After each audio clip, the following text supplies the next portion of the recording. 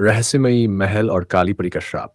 एक जादुई भावनात्मक हिंदी कहानी बहुत समय पहले की बात है। समुद्र किनारे बसा एक राज्य था, अर्जुनगढ़। वहां का राजा राजा वेत्रपाल सिंह बुद्धिमान, न्यायप्रिय और बहादुर था। उसके राज्य में न सुख की कमी थी, न खुशियों की। लेकिन उस खुशियों की छत पर एक अदृश्य साया मंडरा रहा था, जिसके बारे में किसी को पता नहीं था। महल के बीचों बीच बना था प्रकाश महल, जो चांदनी में चमकता था। कहते हैं कि उसके भीतर एक ऐसा रत्न रखा गया है, चंद्रमणि, जो पूरे राज्य की रक्षा करता है। लेकिन बहुत कम लोग जानते थे कि उस रत्न पर एक काली परी का श्राप लगा हुआ था। कहानी की नायिका थी राजकुमारी मायरा। मायरा राजा की इकलौती बेटी थी, निडर, सुंदर और दयालु। वो तीर चलाने में निपुण थी, साथ ही अपने लोगों से बेहद प्रेम करती थी। लेकिन उसके भीतर एक रहस्य था। वो जब भी चांद को देखती, उसके कानों में एक मधुर लेकिन डरावनी आवाज गूंजती। चांद तुम्हारा नहीं, मेरा है, और वो दिन आएगा जब अंधेरा लौटेगा। मायरा हर बार उस आवाज को सपना समझकर टाल देती। लेकिन उसे नहीं पता था कि वो आवाज असली थी। एक दिन दरबार में एक बूढ़ा साधु आया।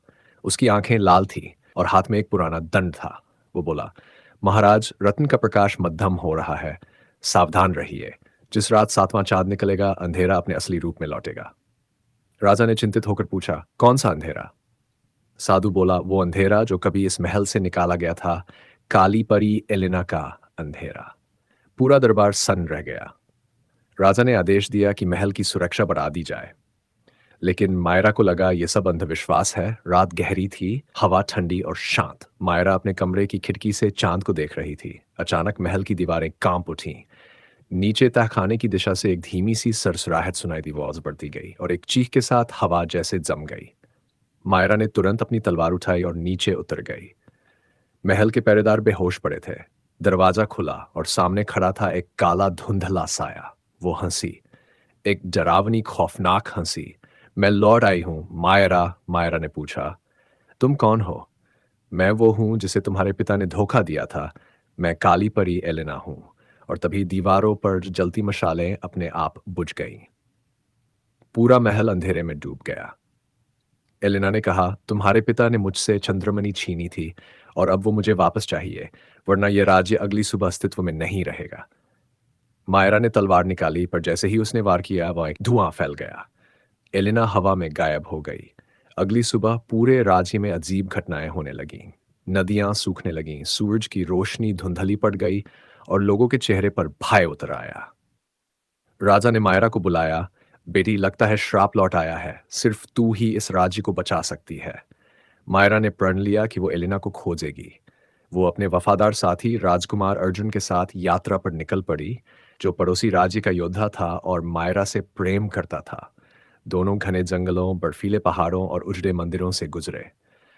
रास्ते में एक जगह उन्हें एक बूढ़ी साध्वी मिली।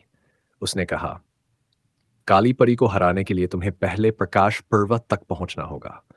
वहां वो मंत्र है जो श्राप को तोड़ सकता है। मायरा और अर्जुन ने 3 दिन और 3 रात का सफर तय किया।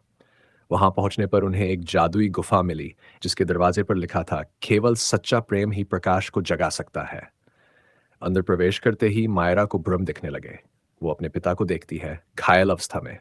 फिर एक बच्ची की रोती आवाज सुनाई देती है, माँ, मुझे बचाओ। वो चीखती हुई आगे बढ़ती है, लेकिन अर्जुन उसे रोक लेता है। ये सब छल है मायरा, असली लड़ाई तेरे भीतर है। मायरा खुद को संभालती है। वो आगे बढ़ती है और गुफा के केंद्र में एक चमकता नीला गोला देखती है, जिसके भीतर चंद्रमणि तैर रही थी। अचानक धुआं उठा और एलेना फिर प्रकट हुई। तो आखिरकार राजकुमारी, तुम यहां तक आ ही गई। उसकी आंखों में नफरत जल रही थी। मायरा ने कहा, तेरे साथ क्या हुआ एलेना? तू ये सब क्यों कर रही है? एलेना की आवाज टूटने लगी। क्योंकि तुम्हारे पिता ने मुझसे झूठ बोला। उन्होंने कहा था कि वो मुझसे प्रेम करते हैं, लेकिन मुझे धोखा देकर मेरा जादू चुरा लिया। मैं कभी बुरी नहीं थी, पर उन्होंने मुझे काली परी बना दिया। मायरा के दिल में दर्द हुआ। उसे पहली बार लगा कि हर अंधकार के पीछे भी कोई पीड़ा होती है। लेकिन तभी एलिना का चेहरा विकृत हो गया। अब देर हो चुकी है। मैं सब नष्ट कर दूंगी। अर्जुन आगे बढ़ा, तू अकेली नहीं है मायरा। वो मायरा का हाथ पकड़ता है और दोनों एक साथ मंत्र बोलते हैं, प्रकाश लौरा, सत्य की ज्योति बन जा। चंद्रमणि चमक उठी। हवा कांपने लगी। एलिना चीखी, नहीं।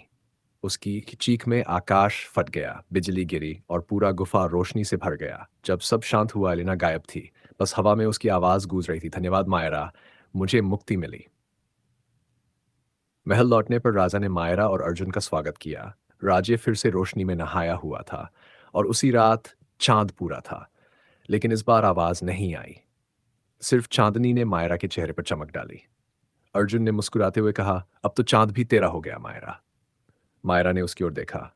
नहीं अर्जुन, चांद अब सबका है। और हवा में फिर वही रूहानी संगीत बज उठा। अर्जुनगढ़ का श्राप मिट गया और मायरा बन गई प्रकाश की रानी।